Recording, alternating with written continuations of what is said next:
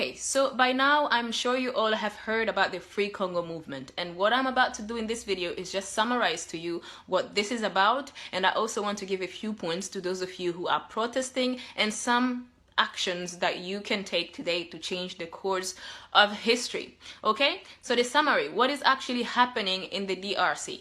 What is happening is that for the past 20 years or so, millions of people have lost their lives so that big tech companies can benefit from Congo's resources. Okay, that is just in a short sense what this is about. So what are the main minerals that are creating this trouble? Okay, we have cobalt and coltan. These are the main ones. Congo has between 60 to 80% of each of these minerals. And these minerals are very important because they are in every technological devices that we use. So as the demand of high-tech devices grow, Congo is suffering the most. All of these companies are accessing Congo's minerals in the most inhumane ways. So basically, Congolese people are paying by blood for the Western companies to benefit off of Congo's minerals. Now, why is it important that we denounce this? Okay, as an African person, as a black person,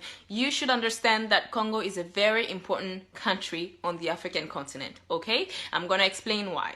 Congo is the richest country on this earth in terms of natural resources. Okay, its untapped natural wealth is estimated to be worth 24 trillion US dollars. Okay, so a better Congo means a better Africa, basically. Secondly, Congo is home to the second biggest rainforest after the Amazon. And thirdly, Congo has 80 million acres of arable land. It can feed double the population of the African continent. So basically, a developed Congo is a developed Africa. And another one is Congo has powerful rivers that could basically provide electricity to the whole of sub-Saharan Africa.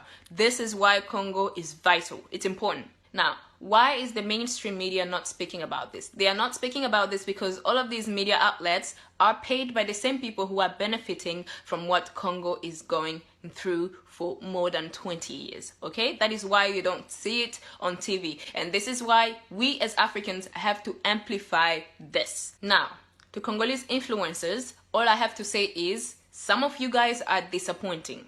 All right, some Congolese influencers are actually very disappointing. Okay, especially in the music industry. They are there to distract Congolese people all the time, but they don't want to speak when we have serious issues that face our countries. They all remain silent. It's just wrong what you are doing. All right, our country, I don't even know if you guys know the value of what we have for you guys to be remaining silent. Just because you have $1 million, you think that is enough. Our country has a big potential. Now, what I want Africans to do, I want you guys to call out President Kagame. Okay? Oh my God, it's surprising because he's our hero. Yes, he's your hero because the Western media told you that he is. But if you study his activity on the African continent, you would know that he is no hero. He's actually working to the detriment of the African continent because there are evidence that him and his government have been a very big contributing factor in what Congo is going through today. Did you ever stop to ask yourself what this positive propaganda is about? Rwanda is one of the poorest nations in the world, okay? And it has at its head a government that is very authoritarian. That's basically like a North Korea in Africa, but we all don't know this because the Western media is telling us that it's amazing, it's the place to be, when that is not true. So why should you believe me that this is not true? Because I will give you another example. Okay, let's take the example of Botswana. Okay, Botswana is one of the richest countries on the African continent in terms of the GDP. And Botswana has one of the most stable political scenes on the African continent, a very stable democratic political scene. But does any of you guys actually know who the president of Botswana is? You don't know. Okay, I know I don't. You probably don't know. Okay, so why is it that all of us now know who President Kagame is when his country is one of the poorest?